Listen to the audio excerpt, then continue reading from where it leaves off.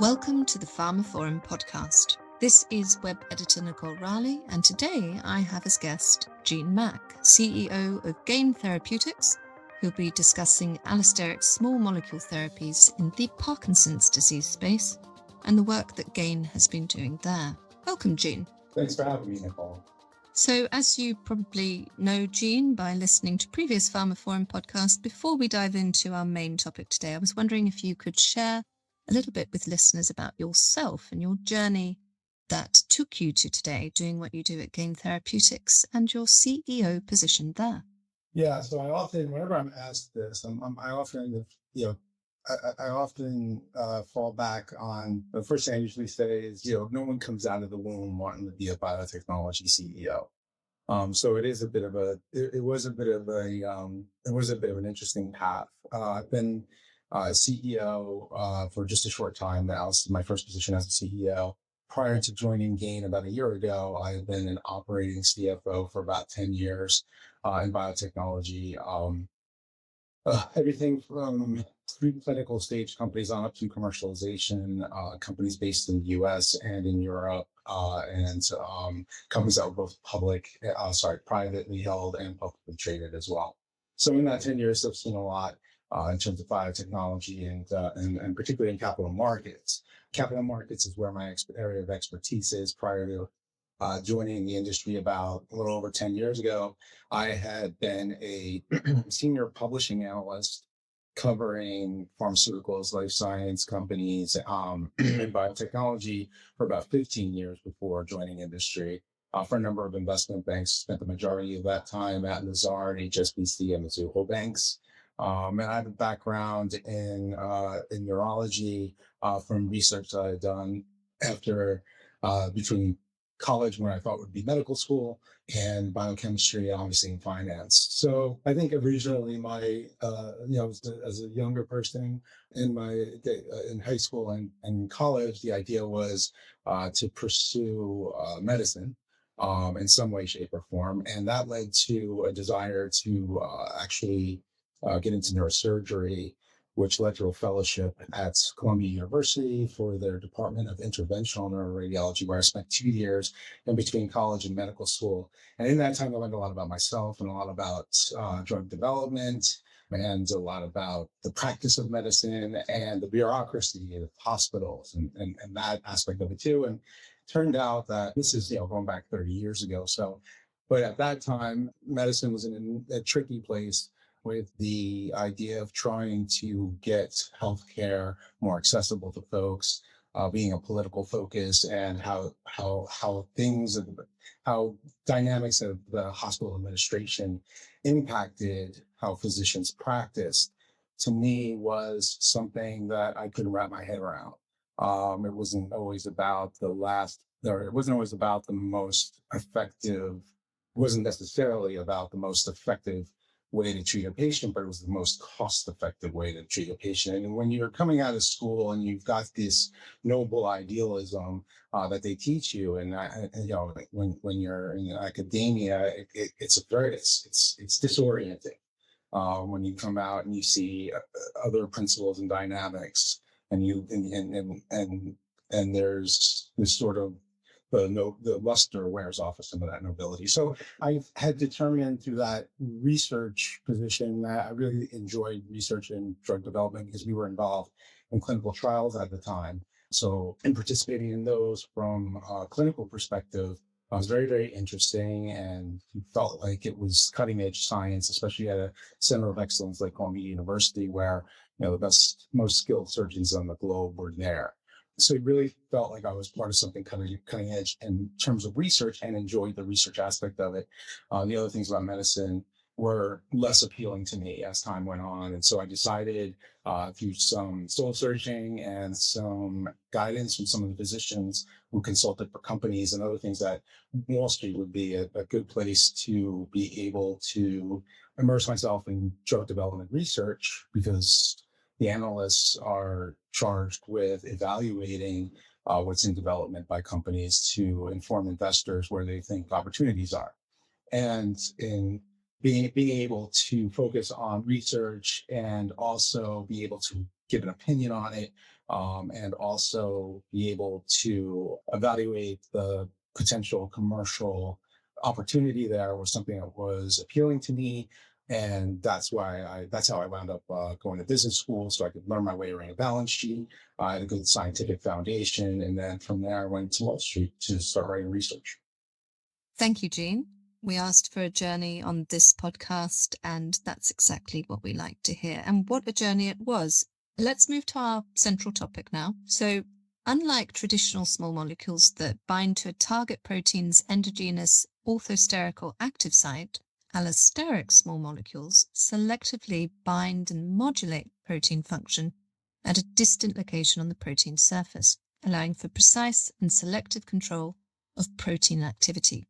And this offers potential advantages over conventional small molecule medicines. So I was wondering, Jean, if you could tell us more about this research area now. Yeah, so from a general perspective, binding to an allosteric site of a protein, in our hands at least, the ones that we've been able to identify, is a way to improve the structural integrity of proteins. That's usually how they get their function, and allow the protein to escape being degraded by proteasomes so it can go about its business in the cell. Targeting the active site of a protein is a very good idea, but particularly if you're trying to inhibit that protein, because you're trying to obstruct that active site. The trouble with modulation of a protein through the active site is then you got to be really careful because you might be competing with that protein's natural substrate. So it becomes less predictable. The modulation, or how you can sort of fine tune the protein's activity, is more difficult and less predictable. You actually have to engage with the active site where the substrate needs to be as well. Thank you. Okay, so let's position this science that we're hearing about within the Parkinson's disease space. And I've heard that recently Gain Therapeutics was able to demonstrate disease-modifying potential for its lead candidate GT02287 in Parkinson's disease with the initiation of its phase 1b study, with the first patient dosed in March, just gone. So GT02287 was shown in that study to be able to completely restore motor function in Parkinson's disease, as was shown also in a study from last year. So tell us, Jean, if you will, just how much of a potential breakthrough this actually is. Yeah, so the functional improvement that you're describing is something that we observed in our animal models of Parkinson's disease. We're looking for that same improvement in patients now through the phase 1b study. But the functional improvement that we saw was in the animal models, where we were able to demonstrate through mimicking the biological conditions of Parkinson's in these animals, that by what we've been able to show in those animal models is that by stabilizing the GCase enzyme by through its interaction with GT02287, we can actually increase the activity of that enzyme and make sure it gets to the compartments of the cell where it is meant to be active. So that includes the lysosome, where toxic substrates build up, and also the mitochondria, where it is also assisting healthy electron transport. The other dynamic with glucose cerebrosidase, which is the enzyme I'm describing, the target of GT287, the other aspect of that is once it is transcribed in the endoplasmic reticulum, if it is not folded correctly, it can't pass through and get to the other cellular compartments where it's meant to be active. So what GT02287 does is engages in the enzyme early and stabilizes the conformational shape of the enzyme, and chaperones that enzyme through its traffic pattern in the cell, which includes the lysosome, where we see the activation of GCase, and also at the mitochondria, where we see a reduction in things like reactive oxygen species, which is a stress marker for the mitochondria in the environment of Parkinson's disease. So what we're able to show in the animal models is that we can chaperone GCase out of the endoplasmic reticulum into those other very important cellular compartments. By doing so, we think we are covering more of the biology of Parkinson's than simply targeting toxic substrates down at the lower part of the disease cascade. So we're trying to work higher up, where glucose cerebrostase, or GCase for short, is transcribed. So GT02287 engages with GCase very early on as it's transcribed, and then again stabilizes and chaperones that enzyme throughout its traffic pattern in the cell. From the animal models, we've taken the compound into a healthy volunteer study, which was complete, which we also mentioned, which was completed last year around the fall of last year. In that study, we were really just focused on the safety and tolerability of GT02287 at various doses to make sure that we could then go into actual people with Parkinson's disease.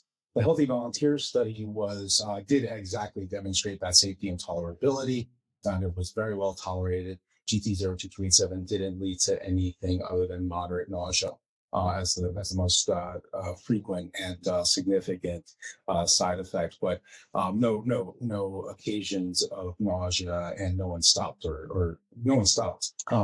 administration of the drug or took lower doses. So we also saw no dose reductions either. And so improving that it was safe and well tolerated, that is the green light that we can then move into Parkinson's patients. But what we also saw from the healthy volunteer study was an actual increase in GCase activity in those healthy volunteers of about 53%. So we know we have target engagement based on that activation, and that gives us more confidence that we'll see what we saw in the animal models in terms of a functional improvement now translating over to individuals that are dealing with Parkinson's in our trial. Yeah, and there's one thing. But the most interesting part of this is that we originally thought that GT02287 would only work in a subset of Parkinson's patients. These are patients that have a genetic mutation in their GBA1 gene. This particular mutation causes a misfolding, that exact misfolding, or that causes a misfolding of the GCase enzyme, where the enzyme is rendered functionless because of that misfolding. So originally thinking that GT02287 would be effective in GBA1 Parkinson's patients only, we went into the healthy volunteer study not expecting to see any real activation of GCase. Having seen it in the healthy volunteers, now suggests to us that we may be able to impact idiopathic Parkinson's, the larger Parkinson's community, because even patients without the GBA1 mutation could benefit from some level of activation or increased activation of their GCase enzyme. Now, we still believe that the patients with the mutation will probably be our low hanging fruit. In other words, they may see the biggest benefit from GT02287. They may actually also see that benefit faster based on the disease dynamics when combined with the mutation. But we also believe that the broader Parkinson's patients will have some benefit as well. So we're enrolling both in our phase 1b, which is, as you rightly pointed out, we initiated the first patient dose on March 14. We expect to complete enrollment 15 to 20 individuals with Parkinson's by the end of July. And it is an open label study, so we'll be taking some biomarker. We'll be analyzing biomarkers along the way while we're conducting the study.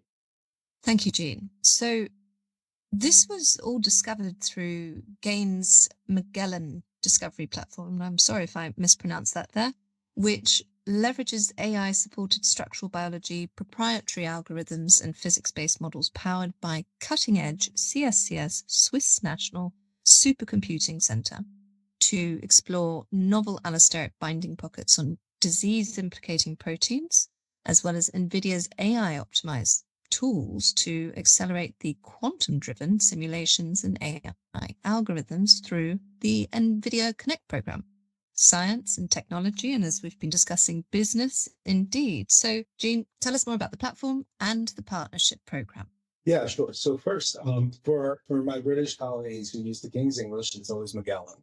For us Americans, it's Magellan. But they are one and the same and equal, and we refer to it both ways. So Magellan is an interesting AI buildup that started years ago, really, through a platform called CTEX, which tried to build molecules and tried to match molecules that were known libraries, so publicly available libraries, screening those automatically to measure the binding kinetics and see if you could get you can get optimal binding kinetics. We did from that point, and that was actually how we were able to develop GT-02287 and some other compounds in our pipeline. And then as the technology advanced, we have included and are still improving upon a more broader capability of Magellan to actually construct potentially never before known molecules based on those binding kinetics. So in effect, moving beyond the publicly available databases, molecules that are already known, just based on these binding kinetics that we can measure in proteins that Magellan goes through in multiple trillion iterations, where you can actually, if you saw a movie of it going through its computations, you see a protein molecule and you see its binding sites, allosteric and active, and you can see these fragments flickering in and out of position,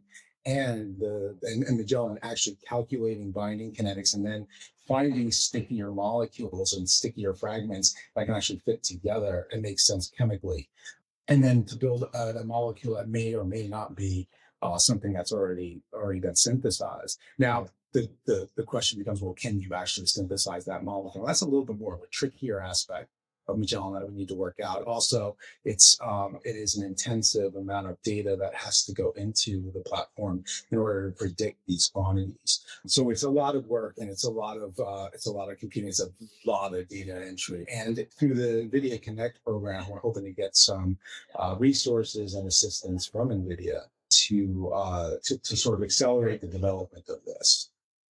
Thank you, Gene. So my last question, thinking about acceleration, where next in terms of the unmet needs of Parkinson's disease and the potential of this specific area of R&D in the future when it comes to the very tangible outcomes for patients themselves? So what we're hoping to achieve with GT-02287, if I can go back to the biology that I was talking about, everything for Parkinson's disease right now, or anything that's available for Parkinson's disease right now, is focused on the symptoms of Parkinson's. This includes the dopamines and their derivatives, pramipexole and drugs like that. Those are effective initially at calming down the symptoms of Parkinson's disease, but over time it will fail to work as the symptoms get worse and the disease progresses. What we're trying to target with GT-02287 is that underlying biology. By stabilizing the GCase enzyme, we believe over time we can stop the progression of Parkinson's disease and those symptoms, so that patients are basically frozen at that particular point in time in their Parkinson's, and they will not advance any further. There is some speculation that we may be able to show some improvement in patients, but unfortunately, when in the process of neurodegeneration, when the tissue is no longer functional, it's not very restorative. The brain can regenerate, and there is things like brain plasticity. We can talk about new neural networks and things like that. In any case, and that's indeed a way that patients can improve. But in any case, stopping the progression of Parkinson's is our main goal. And what we hopefully will be able to do over time is, if we are effective at slowing and stopping Parkinson's symptoms in the patients that we're evaluating now, we can move it earlier and earlier and earlier in the treatment paradigm to potentially maybe genotyping patients who may be at risk of Parkinson's disease, and providing GT-02287 so they never actually wind up with the symptoms. Fascinating and much needed. Thank you, Gene. It's been a pleasure. And that concludes another episode of the PharmaForum podcast. You can find more information about this episode, including a download link and information about previous installments, at pharmaforum.com/podcasts. The PharmaForum podcast is also available on Apple Podcasts, Spotify, Overcast, Pocket Casts, Podbean, and pretty much wherever else you download your other podcasts from. Just search for PharmaForum and follow and hit subscribe. Of course, don't forget to visit our website itself, where you can sign up for daily and weekly news and analysis bulletins. And do follow us on Blue Sky and LinkedIn at Pharma Forum. That's all for now. Thank you for listening.